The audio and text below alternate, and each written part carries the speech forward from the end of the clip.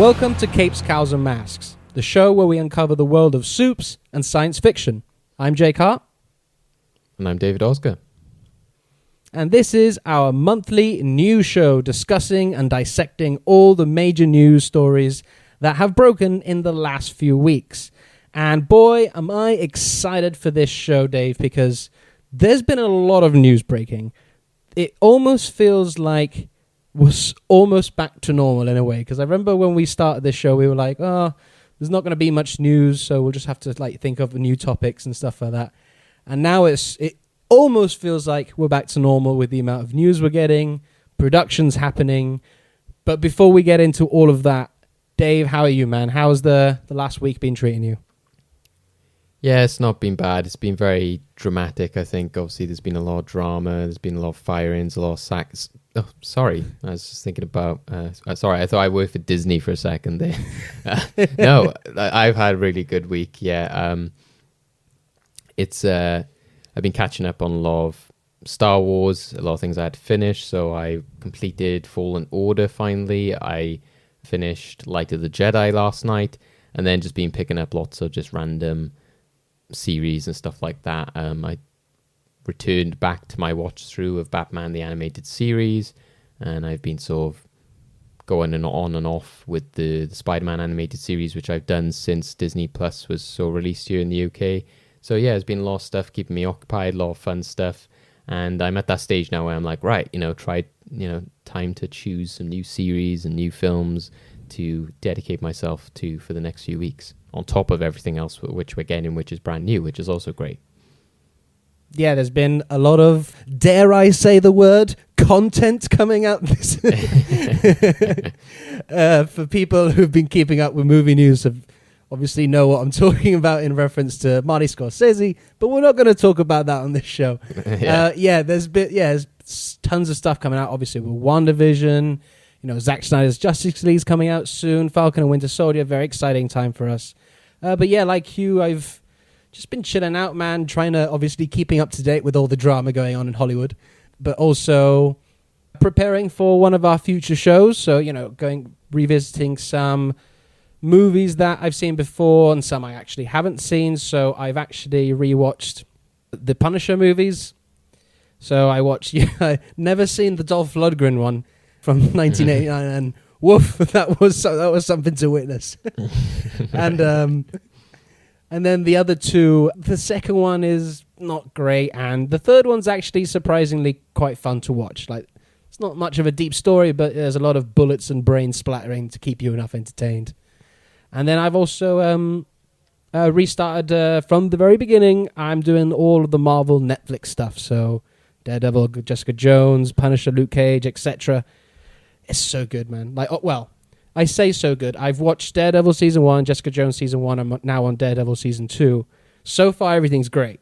Do you know what I mean? Daredevil is a fantastic show. I remember telling you guys, messaging you as I was watching it, being like, this is just so good. It's insane how good this is. But I am dreading maybe going a bit later down there, seeing the Iron Fists and the Luke Cages of it all, yeah. But it's still been fun revisiting it, and looking forward to our upcoming show related to that. So, yeah. Let's get into positive stuff. Some great news, some stuff that is very, very exciting coming up for us. But because there's so much news, I'm just going to list off some of the more smaller news stories, and then we'll get into the big trailers later in the show. So, first of all, we've got Black Panther spin-off show. Ryan Coogler has signed a 5-year deal with Disney. So this is big news in the terms of the future of that franchise. We kind of expected with the sequel, it was obviously going to explore, due to the tragic loss of Chadwick Boseman, it was going to explore the world of Wakanda and its supporting characters. But now we're getting a series about this. Dave, what are your thoughts on this?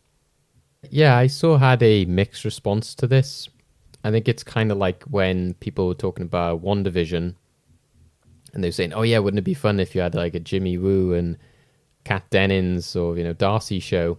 And you're like, yeah, that would be fun, but it's just that kind of idea of this MCU show, and, you don't want it to be often you get at these announcement days where they're just like, all of these series, you're getting a Batgirl film, you're getting this, you're getting that, and you're just like, whoa, and it's just everything in the kitchen sink. So it did come across to me a bit like that, and I think recently there's been a lot of replicating of the success of Black Panther and Wakanda. So we kind of had that in a BBC series called Noughts and Crosses, which was very like Wakanda-like. It looked at like an alternate future in which the African society was more prevalent in places like London, and it was taking big draws from that culture. So to me, I think that it takes away from the cinematic nature of Wakanda. I felt that it was so great for that to be on the big screen and to have that big presence. To me, I personally think it would take away from that. I don't particularly have any interest in it, not because I'm not interested in that world or the characters, but because I want them to thrive on the big screen. I think it takes away from the majesty and the big epic scale of that world, which deserves the big screen treatment. I don't want to kind of see just like cheap, tacky sets, scaled down versions of this world. I think you need to see it on the big screen, as you do with other places like Themyscira or just even New York City or, certain places like that. Yes, I push back slightly because as we've seen with WandaVision, Mandalorian and stuff, you can create cinema level cinematic experiences on the small screen in terms of like, the visuals and the scale of things. But I do agree with you. I will say that if this was a show that was always maybe in, this is a big what if, but if Chadwick hadn't passed away and they were going to do the Black Panther sequel as planned, and then they decided, let's do a Wakanda series, I think I would have been like, okay, that's cool.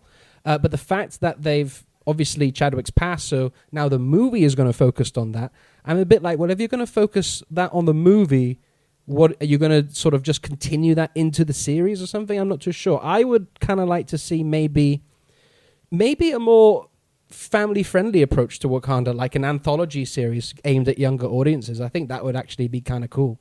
But we'll see. It's still very early on in the day, so we'll see where we get with that.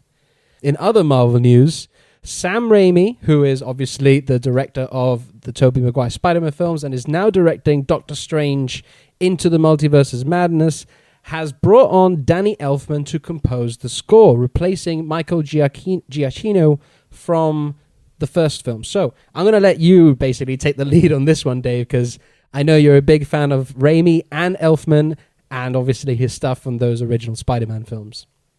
Yeah, I am so excited for this. I think it is perfect. It makes so much sense.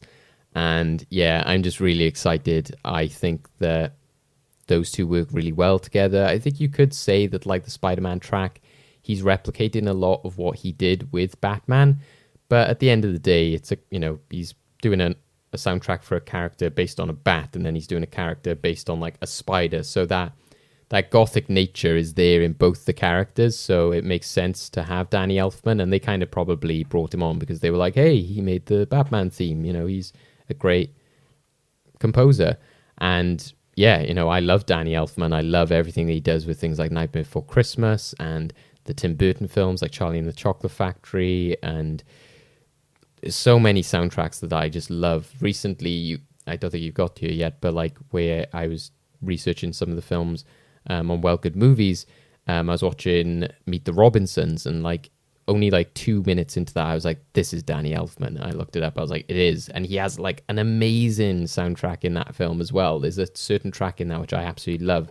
So I have been on a Danny Elfman high recently. So then for this to come along, I'm like, yes, so I think it makes sense. It's kind of weird when you do think about it with the rumors of Tobey Maguire potentially being in Spider-Verse, because then you got to wonder then, would it not make sense for Danny Elfman to go work on that as well?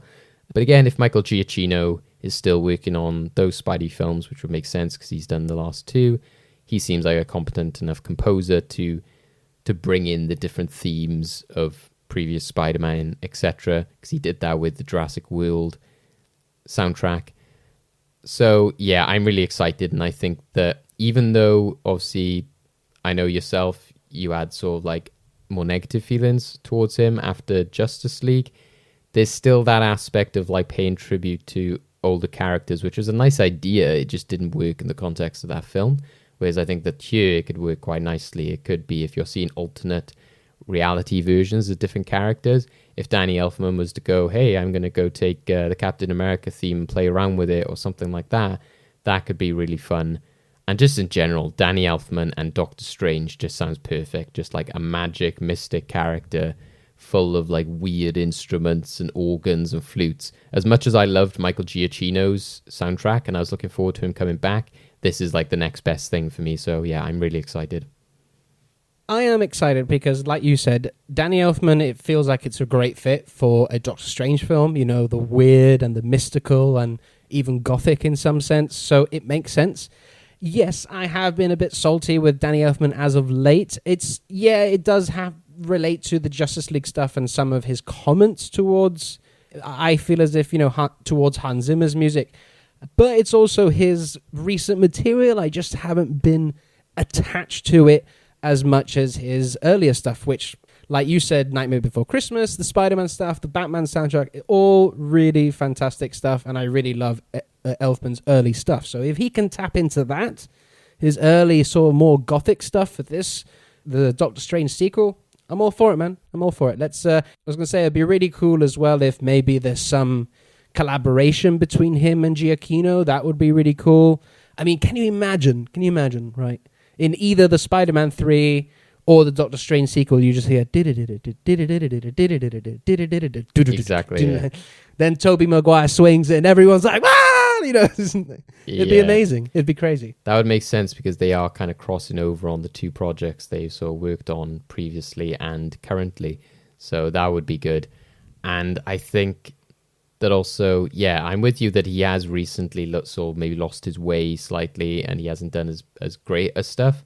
But that's why I'm just gunning for this, like the return of Elfman, the return of some great soundtracks. Because even soundtracks in general, in a lot of ways, have turned like a lot more generic and stand out a bit less or become more atmospheric when they are great.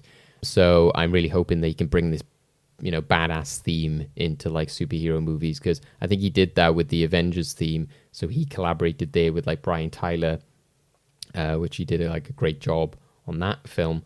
So yeah, I'm really gunning for him to come back. And at the end of the day, if I don't have bad vibes toward Danny Elfman after doing for some reason the 50 Shades soundtrack, then nothing can like phase my Danny Elfman love. But again, why did you do it, Danny? It's so weird that he did those films. They must have paid him very handsomely. Yeah, exactly. Very exciting stuff. So let's move on to DC then. A couple of stories regarding DC before we get into the main trailers. And that is we're getting a Constantine reboot, and that's coming to HBO Max. It's going to be produced by J.J. Abrams' production company Bad Robot, just the same as Justice League Dark, and they say that the two shows will cross over. Makes sense to me.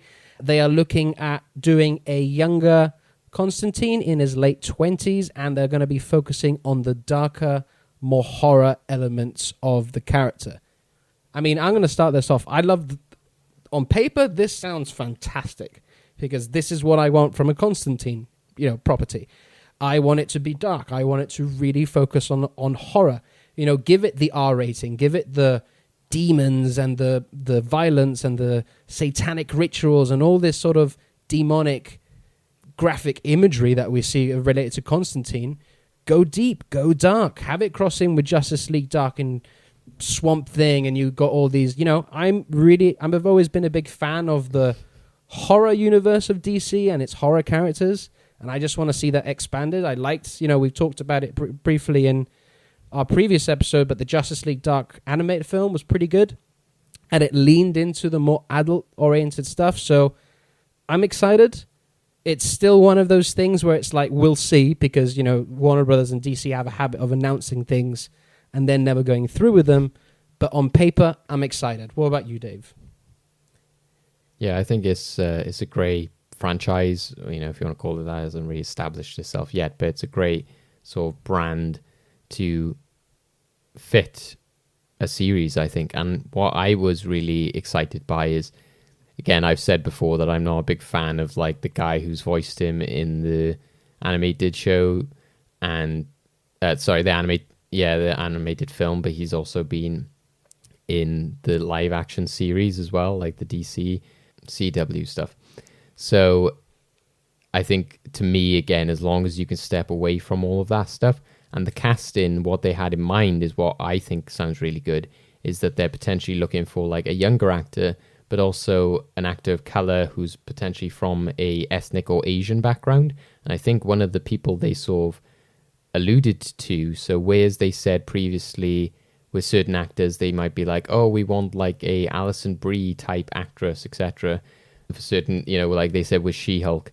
With here, I think they said we want like a Riz Ahmed kind of sort of actor. And I think that would really fit, because just get Riz Ahmed. Again, you know, yes, that's what people said with Alison Brie. I think Alison Brie said that. She was like, or you could just cast me, like, you know, why Alison Brie, like, what about Alison Brie? But yeah, Riz Ahmed would be amazing. But having grown up, you know, in the UK, and even though I'm not from like somewhere like London or anything like that, you do get like a lot of, you know, Indian, Pakistani culture around you, and I think that would be so perfect for that. So because he is such a classic character of, you know, being like, you know, Cockney or Liverpudlian or whichever way they want to go with it, I think that would make so much sense, is that you often get these very like, you know, East Ends or like Cockney characters, which are also then from a more ethnic Asian background, but yet are still completely British and have grown up for, you know, generations in Britain. I think that would be so good. I think that would make a lot of sense. And it would just add a different look to the character, which will get to another character of not just your stereotypical white, blonde person. Yeah, I was actually going to add to that. You know, Asian and Eastern culture in general has way more mythology than the Western world. You know, their spirituality, they have thousands of gods and thousands of demons and stuff like that. You know, to make Constantine an ethnic minority of one of those cultures kind of immense, because then there's so much you can play with in their culture that people are, it's just superstition. Like, no, shit is real. There's demons out there eating people. Exactly. So yeah, man, I'm excited. And, you know, JJ does have a good track record with TV. I'll give him that. So we'll see. I can't imagine he'll be like the show creator or something. He'll probably like direct the pilot but we'll see. I'm excited. So last bit of DC news before we get into the trailers. And this was amazing to watch, because I'm just scrolling through Twitter and I see DC posted this, and it is the announcement of the Supergirl in the movies. That's going to be in the Flash movie, but it was the way it was announced, which I love. And that is the director, Andy Muschietti, on a Zoom call or some kind with Sasha Calle. Yeah. And he's asking, he's like, oh, you know, this is, you know, typical stuff. We just got to ask you a few more questions, you know. And then he's like, can you fly? And she's like, I can if you need me to. Like, he's like, okay, right, because you're going to need one of these. Pulls out the suit, the Henry Cavill Superman suit. And he goes, you're going to be Supergirl. She just breaks down like any person would. I mean, if you got that news, can you actually imagine? And yeah, man, we've got our Supergirl. She's going to be in the Flash movie. The Flash movie, very much like Spider-Man 3, is expanding into characters we never thought that would be there. So now we've got, you know, Michael Keaton Batman, Ben Affleck Batman, and now we've got Supergirl. But yeah, what do you make of the news? I mean, me, just off the bat, big moves from DC, and I love that we've cast a Latina girl for this role. Yeah, I think it makes a lot of sense. And even though it's a bit odd because there's other Latina characters they recently introduced, you don't want this whole narrative to be like, oh, DC has recently created a Brazilian Wonder Woman, and now we are immediately going to cast them and make them this character. Like, Marvel's been a bit subject to that in the past as well, of being like, oh, there's this new like Ironheart character, like, oh, we're now doing an Ironheart series. It's like, can you really say like, oh yeah, we wanted to like, you know, create this, you know, adapt this character, and that, you know, they've got such a great history. It's not like Black Panther, who's been there for years. It kind of does seem like they created that character in the comics to make them in the TV show. So here, I like that DC has sort of just made the forward step of being like, yeah, we're not basing this off any particular Supergirl in the comics. we kind of want to set the trend ourselves. And they've done that before with Jason Momoa as Aquaman. They've had a history of sort of changing that look and ethnicity of the character on screen themselves, and then that's influenced the comics, so it's had the reverse effect. And I think that Supergirl's a perfect character to do that with, because as we've seen again with the CW shows, we've had the kind of like typical blonde girl, and it just gets a bit too repetitive. And even though, yes, some people could say we've never had like the big screen adaptation of Supergirl the many fans might want, were we ever going to really get that? And even if you did get like the stereotypical casting of like a young blonde girl, then there's nothing different there. There's nothing new. And it's very easy for them to fall into the pitfalls of making them too supermodel-like or too generic. And I think that something like this adds like an extra flair to it. It's like with Jason Momoa, they can add their own personality to it, which I think with this actress already, by them having that video, it shows that she has like a lot of passion and emotion, which is great. And yeah, I'm just excited for how the character will look costume-wise as well. Like they used the Henry Cavill suit, but I hope that she has something that's quite unique and different to her. And if the point of this Flash movie is to sort of be sending the DC in these new directions, I think that would be great. I don't want it to just kind of be like, oh yeah, this is like this version of Superman and this version of Supergirl, and then there's this other version, etc. They, a lot of people have said for a while they need to be more concrete and build up these characters. And I have no problem with them building up a character in a collection movie, because again, Marvel has done that before to success. So I think that as long as they build her up correctly, but don't just sort of shoot themselves in the foot. And I think also they don't want to keep throwing away characters to shows like the CW. Like I was kind of disappointed that we didn't get like Stargirl in the Justice Society of America for that Black Adam film. They were kind of like, oh, we can't have her now because she's got her own TV show. So again, it's good that it's not like, oh, we can't have Supergirl now because she's got her own TV show. I would prefer it if the CW stuff kind of just faded away, and then we can kind of have like what Disney's doing. Sorry, CW fans, but I prefer that we can have these more bigger budget HBO Max shows, which like Constantine, etc., would be higher budget, just more professional looking, not too direct adaptation, and it would lead then to good crossover with the films. You can make more of a universe rather than it just being like all over the place. Yeah, because they're doing that with the Suicide Squad and the Peacemaker series, the Batman and the Gotham show. So yeah, you could definitely do that. Now, yeah, man, as I said up top, I'm so excited that they cast a Latina in this role. In regards to like the casting and the blonde girl thing, like sure, like we haven't seen like the cinematic representation of Supergirl before, but so what? This could be it. You know what I mean? Like, I think especially nowadays, this would appeal to a whole much bigger audience than just having a white blonde girl. Do you know what I mean? I don't know. I just feel as if this could appeal to a much bigger audience, just like Black Panther did, just like Wonder Woman did. And, this is an opportunity as well for young little Latina girls to see Supergirl and see themselves in Supergirl. Do you know what I mean? And that's really, really important. Do you know what I mean? For 70 plus years, they haven't seen themselves in these superheroes. White people, white males especially, have had all the privilege in regards to the superheroes. So this doesn't change anything. It doesn't mean that all of a sudden going to change who the character is. She is still playing Kara, the Supergirl in the DC universe. So it's not all of a sudden that they're going to give her like, a Latina background and stuff like that. No, she's still from Krypton. She's still Kara, but it's just bringing, like you said, a breath of fresh air to the character. And also, Latina people, they have different history, different culture. They can bring different things to the role than just a white person that we've seen hundreds of times before play these characters. Throughout history, different cultures all over the world reference a great tournament of champions. That dragon marking? I think it's an invitation to fight for something known.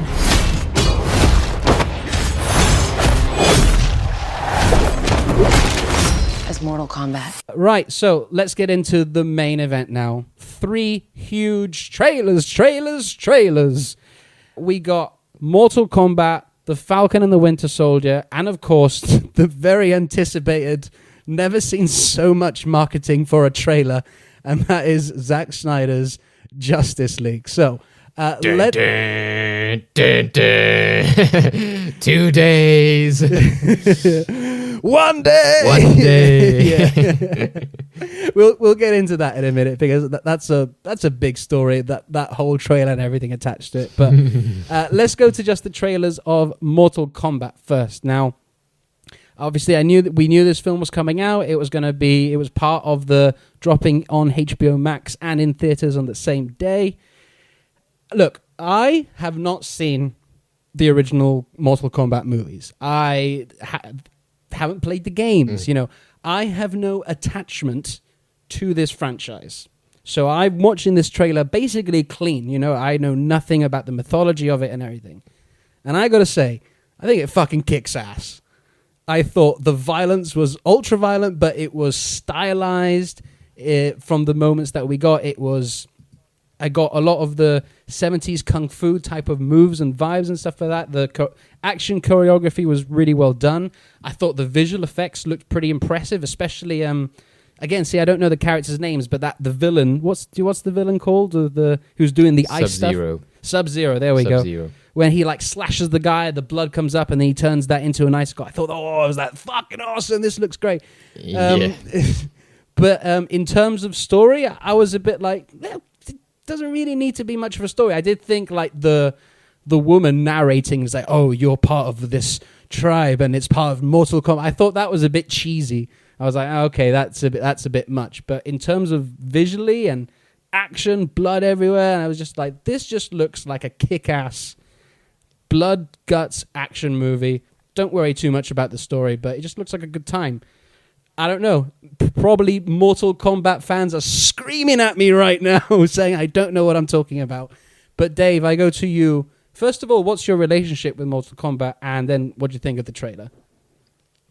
I think it's interesting. I've been looking forward to this for a while. When I was young, I remember my cousins and stuff being into Mortal Kombat, maybe having some action figures and maybe the film being on in the background. Again, whether we should be watching it or not, I don't know, whether because of violence, but I do remember it. But again, I haven't sort of sat down and watched it solely focused on it, and probably before this film I'd be interested in going back to those. But I was really anticipating this because I had become a lot more aware of the recent games, especially because of the newest game, because a lot of my friends, one of my closest friends, is a really big Mortal Kombat fan. And before COVID times, often when we would sort of meet up and we were just watching trailers and stuff, it was like, oh, and let's watch the character reveal for this new DLC character that they're bringing in, because it would also be characters like RoboCop and stuff. And it's like, well, what's RoboCop doing in this game? And they have Rambo, and Joker actually is one of the characters, because the people who make those games are also the people who make the Injustice games. So that fight style, which is in the Injustice games, makes a lot of sense because it's the people who do the Mortal Kombat games. So I started to see a lot more of it there. I was seeing a lot of the cutscenes. I was enjoying seeing a lot of the insane fatalities that they have. And I'm just kind of into some of that fantasy stuff. I was like, oh, cool. There's a character who's into the elements and the wind and ice and all that kind of stuff. And then you have like I said, crazy. There's one character who's a bit like Black Canary, in which she has a sonic sort of scream and everything like that. And as you can imagine, in Mortal Kombat, she screams and literally rips somebody's flesh away. Love it. So that's where I was just like, this could be a really fun, big budget franchise. And similar to DC, they recently had an animated film as well. So it was okay, they're almost going with the DC approach of let's get the fan base stoked with an animated film. And from what you can see from the games, it would translate well. And I think I'm just hungry for a new franchise. I want something new. I want something different from just our typical Star Wars, DC, Marvel. As much as I love all of those, we need like some new contenders, which aren't just, as well, like Harry Potter and stuff like that. So I think that this has a lot of potential to do that. Whether it's got the marketability and enough people would rally behind it, it could easily be like another Warcraft, the beginning, and just never lead to anything again. And the fact that there's not many big names in this, I just felt that the trailer diverted from what my main worry was, that it would look quite small scale because it didn't have any big stars in there, and that it would just look like what they've done before. Like they made like a Tekken movie years ago, but it was just kind of this like lower budget version, and it didn't really sort of deserve that treatment. So here it does seem like they're giving it the budget and everything that it deserves, and they're giving you like these big characters, these big four-armed monster looking creatures, etc. Like you said, you've got the ice and the the blood and all that kind of stuff. So I'm excited for something new and to see something that could potentially be a new franchise, because then the franchise potential is that, you could be like, oh, now we have this character, now we have this character, this person from the games. You're going to have new and interesting fight scenes in which it can get a bit gruesome, and you can see how different people's powers and abilities can interact with other characters. I'm interested how they will get around the fatality thing, because obviously you can't just kill like half of your cast, because in the game they could just respawn. But I think characters like Raiden, he looks really cool. He's like, a bit like Thor and everything. He's got the lightning and like the hat and everything.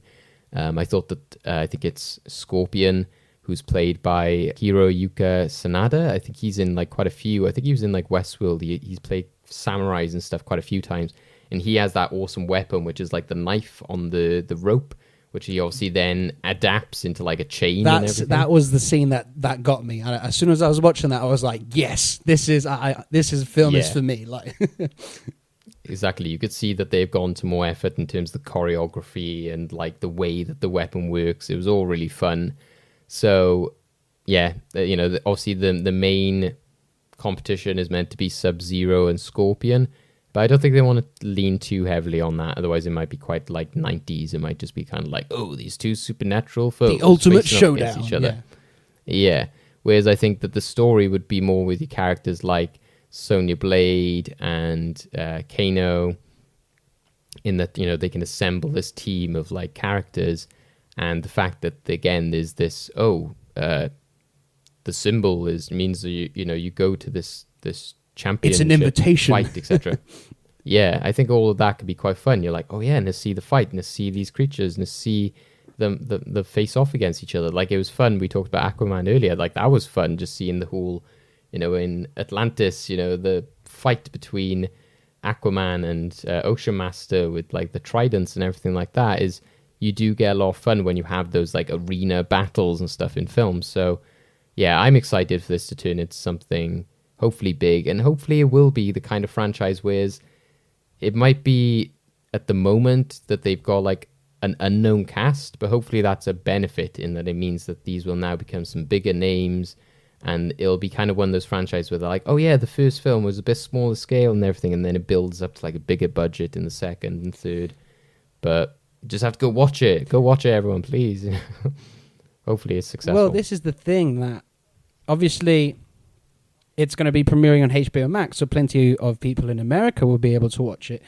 But I'm still dubious about the rest of the world, you know what I mean? Like, over here in UK and Europe, and will it get the attention over here because maybe cinemas aren't open yet and we might not get the chance to watch it on demand over here, you know what I mean? Because it's, as we've discussed, UK seems to be very behind when it comes to getting films on demand over here. So we'll see in terms of how it does, but I am aching for a new franchise, I mean, I truly believe the last successful new franchise was The Matrix, in terms of originality, that is, We really haven't seen a new big franchise, a big action franchise, and I think this could be, even though it is an adaptation, this could be a new way in for a lot of people, who are bored maybe with superheroes and stuff like that. Even though I did see some criticisms of people, they were going, they're playing too much into the superhero side of things here.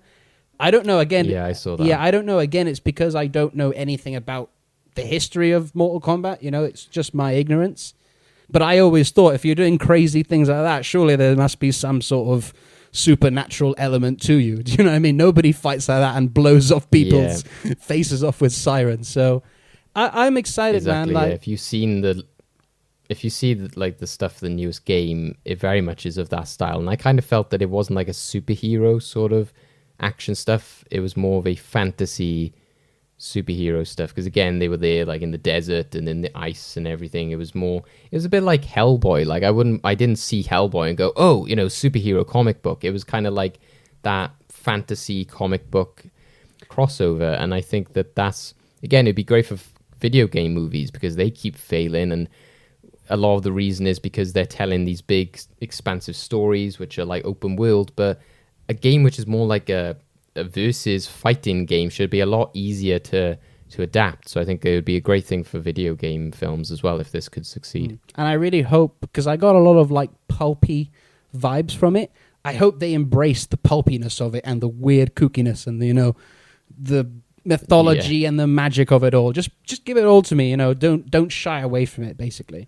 Because we also don't want to. Because you're getting serious adult stuff with the violence and stuff like that, but you don't want to make it too serious that it, sucks the joy out of the film, if you know what I mean. Superheroes cannot be allowed to exist. I have no intention to leave my work unfinished. So let's move on to the next trailer. This is obviously for the next Marvel Studios Disney Plus show, and that is The Falcon and the Winter Soldier. It was premiered during the Super Bowl. It was obviously a very short 30-second clip version, and then they released the full trailer online. Dave, I'm going to start with you. What did you make of the second and probably final trailer of this show? I thought it was fun. I thought it was quite similar to what we'd already seen. I think I was kind of sold on it from the investor day of the whole like flying through the canyon and all that kind of stuff, in which it was clear, oh wow, this is like a big budget show. It looks really impressive in terms of the action we're seeing. And while this added a bit more to the story, I think the visuals look really amazing, like especially at the beginning when you seem to have, I'm not sure what city it was, but it was like maybe like Tokyo or somewhere like that. It's like you can see like this neon city, a bit like the Godzilla vs. Kong trailer where they had those neon buildings, etc. So hopefully they don't run into those two when they're there. But I think that it looks really visually impressive. Obviously, it looks really different from WandaVision, which I think is also important, is that these series set themselves apart. But at the same time, I'm also worried that where we've seen a lot of the sword stuff in WandaVision, that we don't get too much generic MCU spiel kind of stuff of like,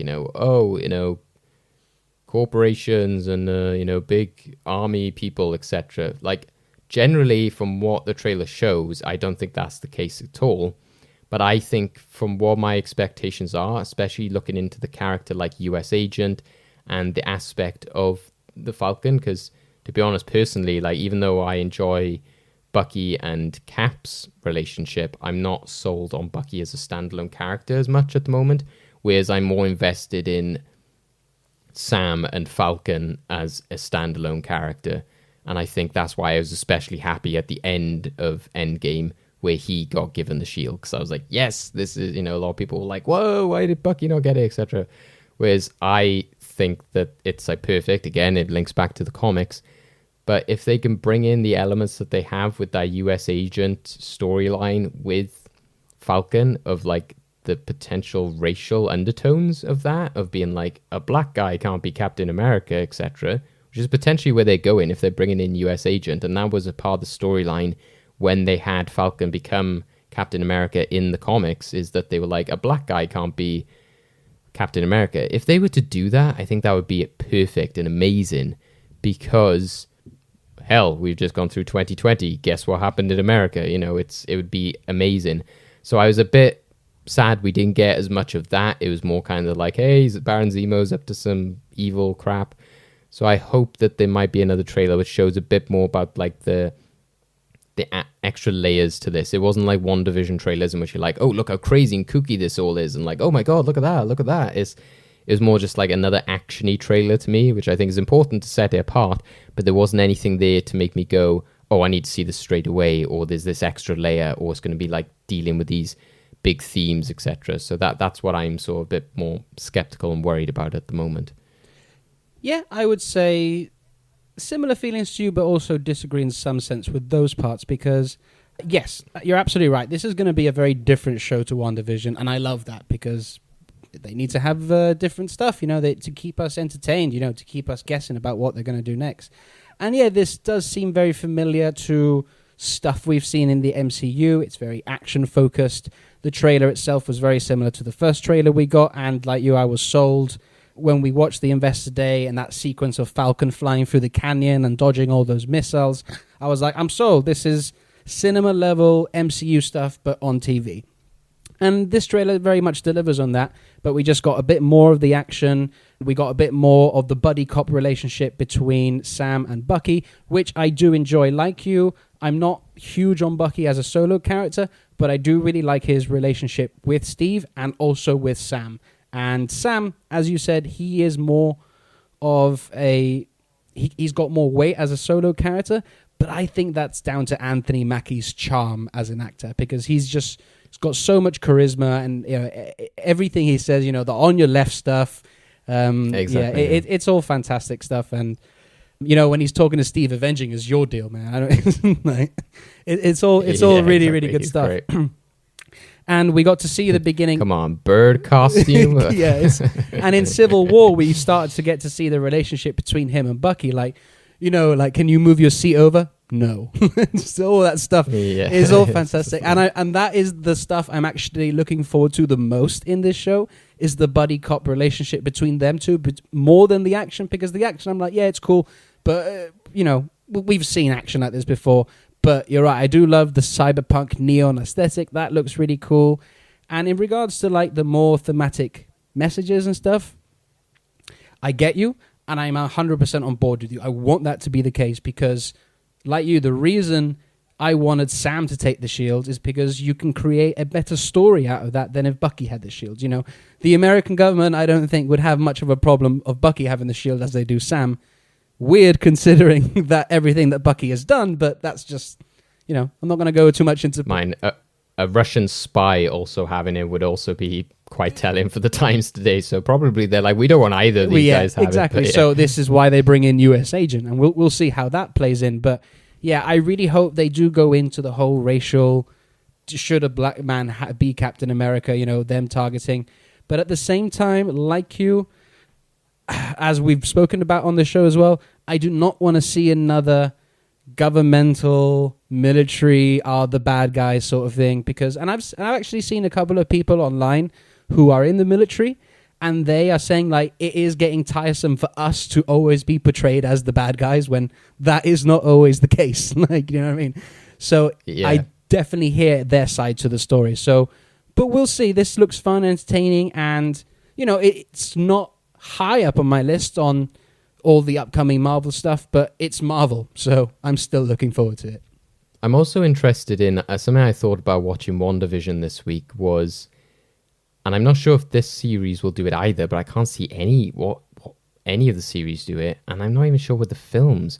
But there does seem to be a bit of a lack in the MCU now of, because there's not really an Avengers anymore. I'm like, there's a disconnect of say in WandaVision, for example, they'd be like, oh, Wanda's out of control, blah, blah, blah, blah, blah. And you're like, well, you would hope that they could go to the Avengers, or the Avengers would have an answer as to what they think is right. But at the moment, it's hard to pin anything to who are the elite heroes, because there isn't a team. I just find it weird that in the universe, we're kind of just meant to go along with oh yeah, the Avengers are not a thing now. It's would that actually happen? I think we do need to know whether there is a new Avengers team, or whether they're just happy with all these characters going on solo adventures. It just seems, it's not so much I need a new Avengers, a team assembled right now, but I just need to know whether there is an Avengers or not, kind of thing, because it just seems a weird gap. Doesn't in Far From Home, people refer to Spider-Man as an Avenger, or the press or something, are you an Avenger?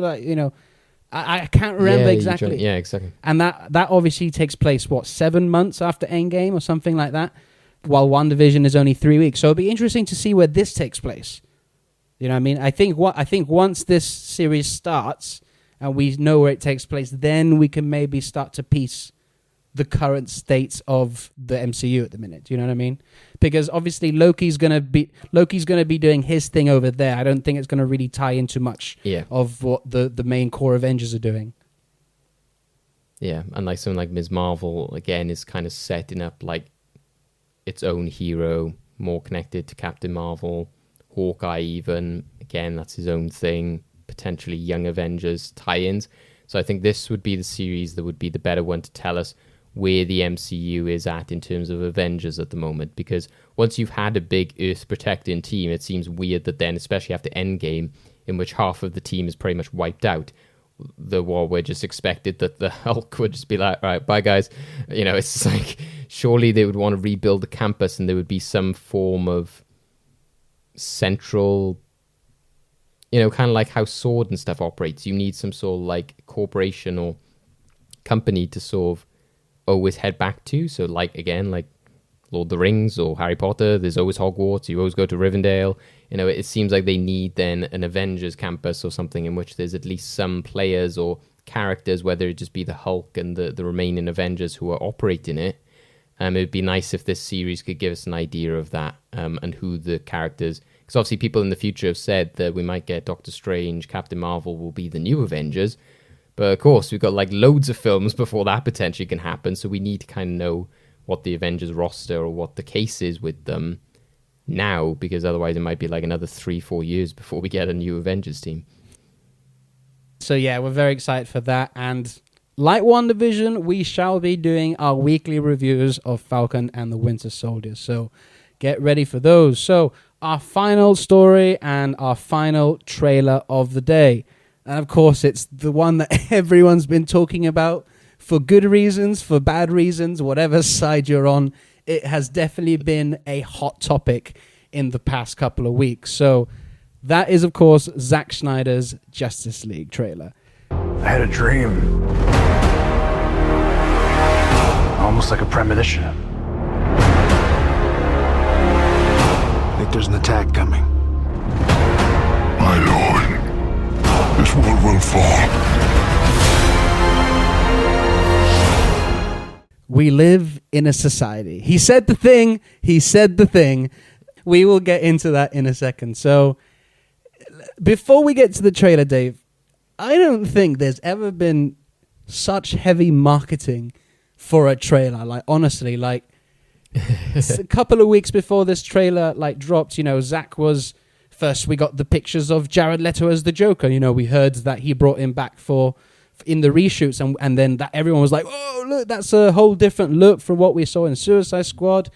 And then he started, you know, dropping tidbits of like the 3 days to go, and then these little clips and the 2 days and all this stuff like that. So the hype was real. But what did you make of all of that? Like, I tell you what, in regards to the trailer and marketing, Zack Snyder knows how to rile up a crowd, I tell you. Well, that's the thing. It all kind of fits in with that dissecting aspect that has been a big success of the Snyder Cut, even before it was announced as a thing for HBO Max, is the elements of like, oh, this is what we were meant to get, this is what we could have had, this is the elements that we saw in the Justice League that show that this would have happened, etc. So, and obviously that's a big part of comic book culture and media anyway.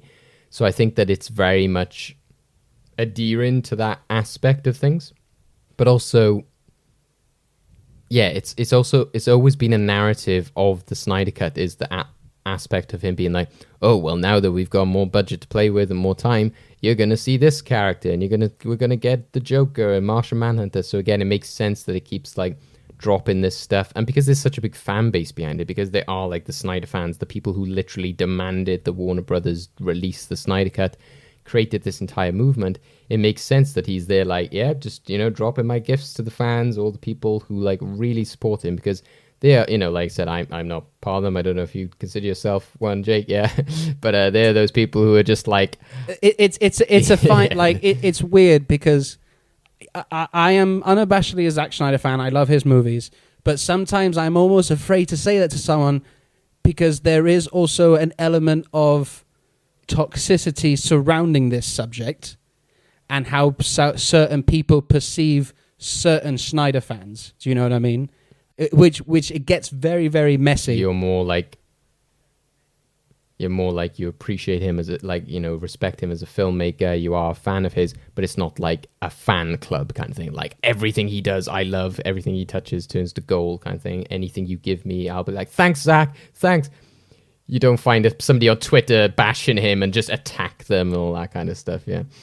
So there's that, but there are those people.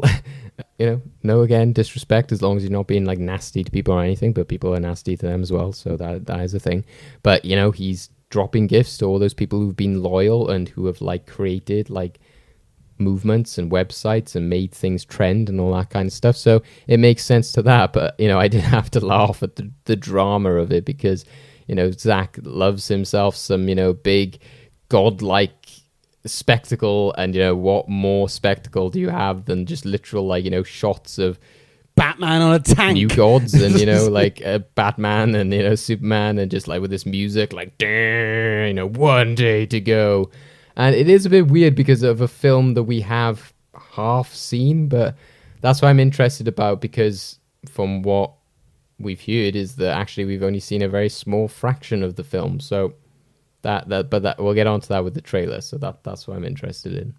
I'm all for Zack doing this because, like I said, he knows how to get a crowd riled up, and on the whole, it's been mainly positive, and that's fantastic to see. To see people excited for something that they've been supporting for however many years it's been since the theatrical one came out. In terms of like a fandom thing, in terms of like a community thing, I think this is fantastic. Like, I really feel as if we are like a big Snyder Cut family in a way. We're all something we've been waiting for a long time. We never thought it would happen, and here we are, sort of thing. So yeah, the hype got to me, and when the trailer finally dropped, I was all sorts of a mess. Let's talk about this trailer. Like, I'm going to just go out and say it. Like, I love this trailer. It gave me everything I wanted from a Zack Snyder Justice League film. It is unabashedly a Zack Snyder film. It is dark. It's raining all the time.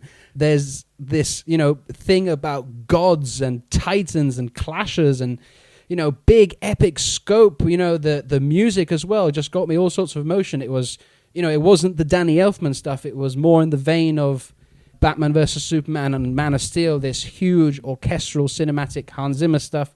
Obviously, this is done by Tom Holkenberg, who also known as Junkie XL, but this just gave me everything I wanted from this film. Now, it does have things we've seen before, but I reckon that was intentional, so he's not giving us away too much. Like, we didn't see anything from Martian Manhunter, and we know that he's in the film. This is also a 4-hour film. This is only a 2.5-minute trailer, so there's so much more film to see. Do you know what I mean? So I love this, and this is also when I was watching this trailer and I finished this trailer, and I said this to you, I was just like, fucking yeah, devil horns, like this is metal. This is just Zack Snyder, his take on the DC characters, and it is a heavy metal take on that. Like, there's just this vibe to it that is metal. Do you know what I mean? And in a way, watching his films, you have to, in a way, go into that mindset, that sort of... I know it's not for everyone, granted. I get that, fully get that. But this sort of, testosterone, heavy metal, yeah, let's fucking go and do this sort of thing, bro-y dude sort of vibe. And if you sort of go into that with that mentality of having a good time in that sense, then that's what you're going to get from Zack. And it's just, and talk about epic with this trailer. It just was epic in every way. Just seeing all the different Superman in the black suit, soaring through the sky, Batman looking actually competent in this movie and fighting off parademons rather than making stupid jokes and looking like a chump. And then Cyborg seems like he's got given a lot to do. Steppenwolf looks brutal. He's just taking Amazonians out. Like, You can definitely see where the R rating is coming in. Darkseid, fucking hell, Darkseid looks amazing. We got Granny Goodness in there, Desaad's in there. Jack Kirby's New Gods is coming to life. Like, you know, next to Batman and his whole family, my favorite sort of franchise or, you know, collection of characters is Jack Kirby's New Gods. I just love the mythology and the characters he was written. So to see these come to life and see Apocalypse and all that, I'm just like, yeah, man, fucking let's do this. Bring on the 4-hour cut. Let's do this, man. And the only thing I'm sad about is like it feels like such an event film. Well, it is an event film, and you know the fact that it's coming on, you know, to your TV screens. It's just a shame I can't invite a bunch of friends around to watch this, because it just seems like one of those type of films. Do you know what I mean? That you invite all your buddies round. Everyone's going nuts. Everyone's comparing it to what was different and stuff like that. So, yeah, I'm excited. And then, of course, we live in a society. We get the Jared Leto Joker thing, which, you know, people are talking about the meme and stuff like that. And I fully believe Zack and Jared Leto did that on purpose. I think they're playing on the meme, personally. But Dave, I've talked enough about this. As you can tell, I'm very excited. But what's your thoughts on this trailer, man? And as you can tell, like I said, you know, for me, obviously there isn't that as big a personal investment in it. I have supported the Snyder Cut since it was announced for HBO Max, because I was like, oh wow, respect, you did it. And I think that, again, going back to the sort of like reaction to it, is that I was kind of like, oh, you know, stop going on about the Snyder Cut. You know, you get people who are just like, oh, we never got to see this, we never got to see, oh, you know, like J.J. Abrams, you know, Star Wars, all that kind of stuff. You get a lot of that kind of stuff. And I just felt it was another one of those kind of things, like, oh, release J.J. Abrams' script of The Last Jedi, all that kind of stuff. But this, to be fair, it was like, no, this is a genuine thing. And the fact that Zack Snyder came out and like won that, because he like helped create this uprising, this fan base, you know, it's credit to him. And the more that it's gone on, I've said before that I don't want to squash the creative freedoms of a creative and, you know, like what their vision for a story is. And that's why it's fascinating, is that at that time, a lot of people were like, well, you know, we need to be showing these characters in the more traditional way and building them up. And, oh, the DC franchise is too dark. And it's crazy now we're in a different world of like, oh, multiverses and all that kind of stuff, in which more of this stuff is acceptable. But back then, it was obviously a lot different. And, you know, I could still understand DC trying to course correct in some ways, but it was just very, very badly handled. And, you know, if they dedicated themselves to it, they kind of just had to go with it. You know, they can't just go, oh, well, we're not doing that anymore. You know, it's like, so it, you know, it is really bad what they do. But I'm surprised how many people have still gone, screw this film. And respected film journalists, respected people on Twitter, like writers, people who were like, oh, that film looks fun. Oh, I can't wait to go watch Godzilla vs. Kong. Oh, I can't wait to go, you know, oh, that looks silly. Oh, that's good. But people who are like just legitimately like, oh, I'm going to like trash this. Can't wait to watch this and like rip into it. Like, oh, this is so bad, but I'll definitely watch it just to like rip the shit into it. And I'm like, come on, man. Like, I've never been that type of person. Again, I came out of Batman v Superman, and I've said before, I really didn't like that film. And I compared, you probably hate me for this, Jake, but I compared him to like Michael Bay when I first came out of that. I was like, what the hell? All this action-y stuff going on. But that was the vibe at the time.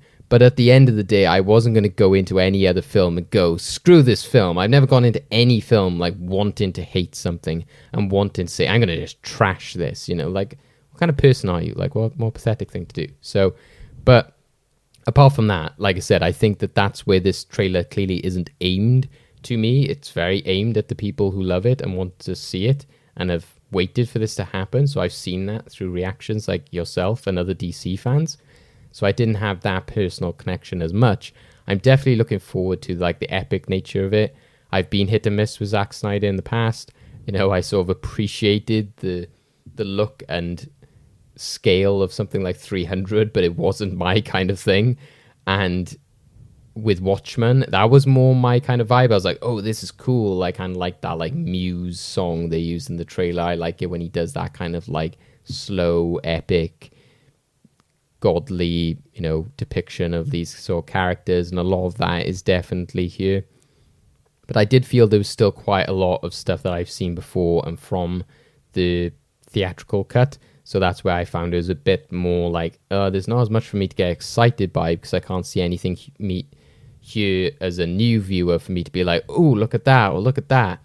Especially because for me, the Joker isn't like a big hook for me, unfortunately. If I'd seen Martian Manhunter or something, for me personally, I would have been like, oh, woo, yeah, that's awesome. Like I liked in the theatrical cut that they had that kind of like little glimpse of a lantern. I like that kind of stuff, is showing like the world and everything. Whereas obviously this trailer was very much going with the kind of, like you said, the metal, like, yeah, like dark Superman. And yeah, he looks really like badass, and a lot of that looks really cool. I was just surprised at how much we still got of the kind of elements I wasn't as big a fan of kind of Justice League and Batman v Superman, of like Batman assembling the team, and like the randomness of Cyborg being there, and kind of like Aquaman being thrown in there, and like trying to squeeze in like Barry Allen's kind of father storyline there. It's like, so I'm not seeing as much of like oh yeah, this now film looks like a completely different film. It looks like there's still some of the issues I had before. I agree with you, and because I've seen a lot of people say that it's the story is going to be the same, and I'm like, yes, on paper the story is going to be the same, but then again, if you look at any Avengers movie, it's pretty similar story. An alien invasion comes, you have to form a team to fight this. It's all about execution at the end of the day. Do you know what I mean? The hodgepodge that we got was a mess. There was no execution in that at all. You know what I mean? One scene just was lumped in there and then led into the other scene with no character development at all. But obviously, this is a different beast because it's 4 hours. But even if it was 2 hours, if Zack Snyder's execution is better than Joss Whedon's, which in a way it has to be because it's in line with his vision, he knows how to execute his vision, if you know what I mean, then it is a totally different film. Do you know what I mean? Like, so yes, on paper the story is the same, but the film could be a different film. The outcome could be different. The way we looked at characters, the way we perceive the characters in the film will be looked at differently. As I mentioned, Zack Snyder, Batman in the Justice League film was portrayed as a chump who didn't know what he was doing. And it looks like that in this version, in Zack's version, he was knew what he had to do, was screwed on, had all the tech ready to fight these aliens and stuff like that. So we're going to look at Batman differently in this film. And we're definitely going to look visually at Superman differently, because we're not going to get that stupid mustache thing. Exactly. Yeah. So I was going to say, that's probably going to be the biggest difference for this film, is you don't open with that stupid also scene. I noticed there was no stupid Russian family in this trailer. Do you know what I mean? Get rid of all this. Yeah. And no horrible like bright red sky and everything like that. So I've seen a lot of people say that, because I felt that the Amazonian battle sort of suffered a lot in the original one as well. You could tell that the kind of colors have been like amped up, and it looked kind of like ugly when they're like riding up to Steppenwolf and everything like that. Whereas here, you're like, yeah, that looks like what it was filmed, like meant to look like in the film. It looks like more dramatic and more like nicer colors, more like a HDR, like dark and light colorful look and stuff like that. It doesn't look like they've just sort of like brightened everything to like stupid levels. So like, I think that the time and everything is going to help. I think the stuff with Darkseid looks amazing. I definitely love I never knew about this Mother Goodness character before, but I found it in like a Granny trailer Goodness, breakdown man. thing. Yeah. And I was like, what? And I was like, Granny Goodness. Yeah. I like looked up the character, and I was just like, this is so bizarre. I'm into it. Obviously, I kind of love that like crazy, silly, knowing space your stuff. taste, you would love the New Gods, because it is just bonkers and it's just crazy. Like, yeah, exactly. Yeah. So I'm into all of that kind of stuff, and it makes sense with Darkseid. I didn't like in the Justice League is the idea of like, oh, Batman is just wandering around Gotham and he finds a parademon. Oh, something's going on. There's an invasion. It's like, what? Well, that was a bit of a jump, but the Justice League film, it didn't feel like a sequel to Batman vs Superman. This one feels like a sequel to Batman vs Superman, because Batman already knew in Batman vs Superman that there was an invasion coming. He says it in like the last scene. Like, Yeah. And, the fact that then Superman's death means that, like, Earth is more unprotected, etc. So, Darkseid or someone would be like, yep, time to go there. So I think all of that makes sense. And I think, again, from what we've learned in, like, the previous years is that obviously multiverses and stuff can be a big thing. And I think especially looking at things like the DC animated films, you're like, well, yeah, this is, like, a take on that. And that just comes down as well to, like, the DC versus Marvel stuff is... I think Spike Lee even said it the other day. He was always more of a Marvel person because there were more these like realistic characters. It wasn't like these big like macho god-like characters. And Zack Snyder is very much like embracing that. But that's always why I was more drawn to the Marvel characters. But I can still appreciate this, just like how I can watch the sort of DC animated films, be like, oh well, that was fun. That was like a new take, and that's one direction to go with it. And I think that's why it'll be interesting to see how the DC main film universe goes forward in the future. But I think that this Snyder stuff, time has worked to his benefit in that he can have his Snyder universe, he can have his Snyder Justice League without it being like, oh, well, what does this mean? The larger universe, how are you going to build up this character? I was also going to say, like you just said, in a way this has benefited him because he's, he was never going to release a 4-hour film in cinemas, was he? Like that would never have happened had he remained on the project. So in a way, the HBO Max of it all has given him ultimate freedom. And by the sounds of it, it really seems like Warner Brothers left him completely alone. And we're just like, yeah, just do it. Do whatever you want to do. And we also got, finally, we got the release date of it. We'll be able to watch it globally, worldwide, on the same day as America, apart from China, Japan, and France for some reason. Don't know what the French did to upset HBO Max, but no details yet on what it will be, but it will. They said on some kind of VOD, so I'm expecting either on Apple or Amazon or Sky or something like that. Yeah, no, I think that's great because again, you couldn't get away with just being like in this day and age. I still think that the UK, they seem to be really, whereas America's embracing this kind of like, okay, we have HBO Max, everyone's gonna like see it at home and all this kind of stuff, and there's that mix of cinema and home. But it's kind of like just weird that even like our film journalism and our like distributors and whatever we want to call them, the entertainment sector, whatever, they're all just holding out hope constantly. There's none of this like, right, let's try and get stuff for our UK audiences, even though we're a smaller audience. It's just bizarre that they're like, yeah, we'll just wait and see what happens. Like, oh yeah, Zack Snyder's offering it to us for rental, yeah, we'll go with that. But it's weird that there's no companies like chomping at the bit to try and get this stuff, and they're like, yeah, we're gonna like make these massive changes. They're like, no, we're just gonna wait until cinemas can hopefully be open again, and we're just gonna like, no shade on any like particular magazine or anything, but it is a lot of just like, we will release a magazine. Look, we'll look at the past 100 years of Steven Spielberg or something like that. And it's like, come on, like, put a big front page about Mortal Kombat or something. Make it so that we can experience these films at the same time, because we've lived in a global world in which we're all sharing these before. We can't now have a pandemic and go, oh, sorry, we're going back to the days of like they get it 3 months before us. It's like, it can't work like that anymore. It's weird that we have Twitter and stuff. We can't just be there like, sorry, like we did that for Mando season 1 and kind of got away with it because it was a new thing, but we couldn't have done that for Mando season 2. We'll see, but I'm glad it's coming. And you know what? Whatever the price, if it's rental or buy it now, POV, or whatever, I'm buying that money and buying that shit. And I'm going to watch it at least twice before we review it. God damn, I'm so excited. We are literally weeks away now. Weeks away from finally seeing this. And to think, man, like 2 or 3 years ago, we were like, that's never going to happen. That's never going to happen. Oh, happen. It could happen. Oh, it's happening. It's happening. Yeah. I just want to quickly know your thoughts on Joker, though. Like, are you happy to see Jared Leto Joker? Obviously, in the past, you were kind of like, we talked about like his Joker wasn't the best. The laugh was a bit weird and stuff like that. What do you think about his Joker? Because I kind of buy into the idea that he wanted some big name, some big character, and that was something that came across, which he was like, oh yeah, okay, this has worked out. Whereas maybe before there was another character he could have used.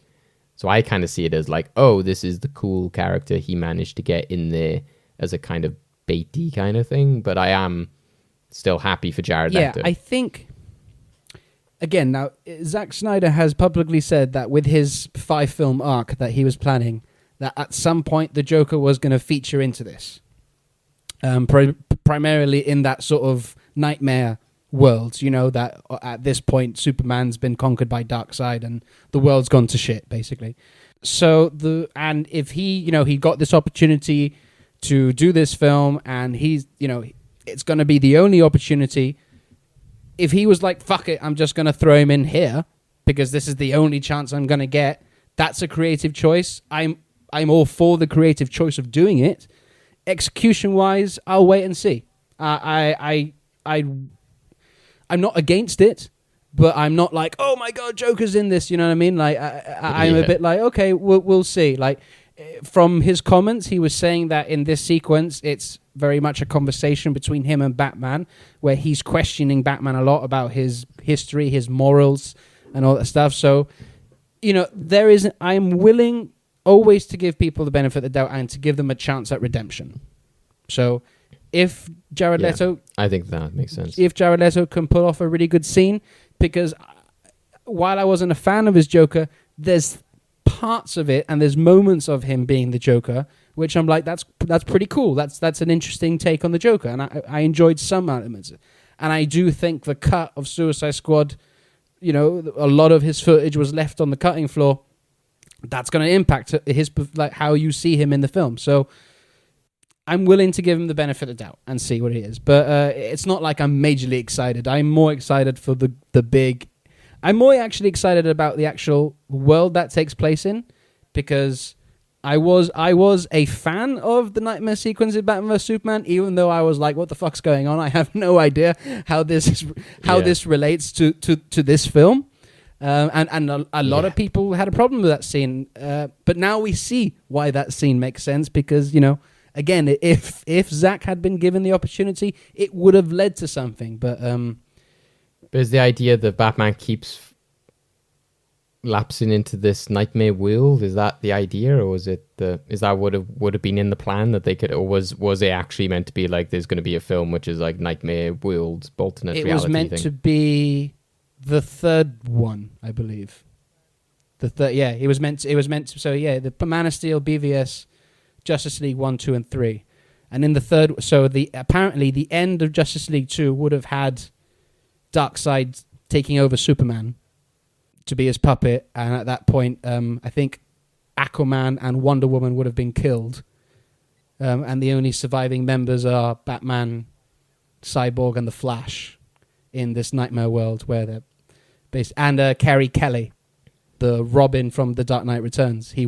Batman would have had her with him, and Deathstroke as well, because we know Deathstroke's in this cut as well. We didn't see him in the trailer, but he's in this film, and apparently he's meant to be in this nightmare sequence.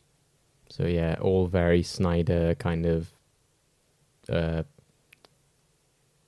Elseworld kind of stuff going on, like typical kind of like DC Snyder stuff. I'm just glad that he doesn't have damage written on his forehead. Yeah. I think everyone is thankful for that. I will say, regarding his look, it is a hell of a lot better than he looked in Suicide Squad. Like he does, like, especially that image of him, you know, sitting down. I was like, dude looks like a butcher. He looks like he's going to cut you to pieces. Yeah, I'm not a fan of the long hair.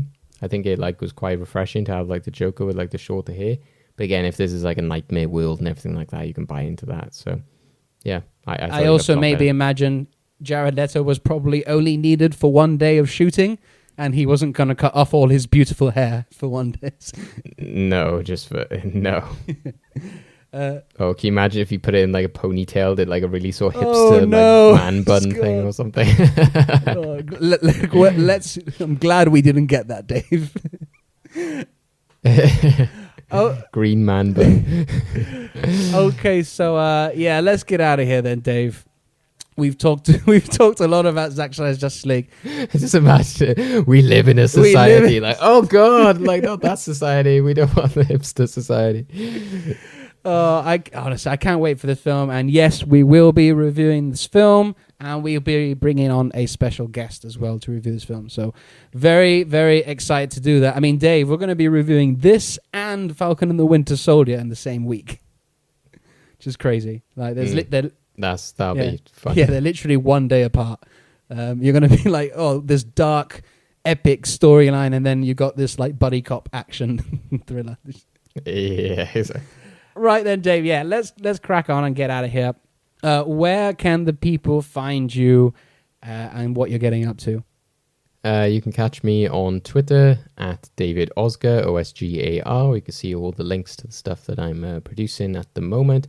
Catch me on my website, freshtakehub.com. There's also all like the WandaVision reviews up at the moment, and my other podcast, Well Good Movies. And you can catch me on Letterboxd as well at David Osgar, where you can see all that I'm writing and all that I'm watching and reviewing at the moment as well. Good stuff. Yeah, you can also find me on Twitter at SweatyJake. I am also on Letterboxd at Jake Hart. So once again, thank you everyone for listening. It's been a pleasure. If you want to keep in contact with us, send us some questions. What did you think of Zack Snyder's Justice League trailer? What did you think of the Falcon and Winter Soldier trailer? Send us your thoughts on Twitter. Let's get the conversation going. And also, if you're watching WandaVision, be sure to check out all our weekly reviews of that show, as we've been doing them with Tom Gapper, and it's been a blast doing that as well. So if you're enjoying that, our reviews, our podcast and all that, whether you're listening on Anchor, Spotify or Apple, leave some stars, leave a review. It all helps us go up in the rankings. And share. The best thing you can do is share this podcast amongst all your geeky friends. So we'll then see you next time, where we have more news and more discussion points for you. See you later, guys. Bye-bye.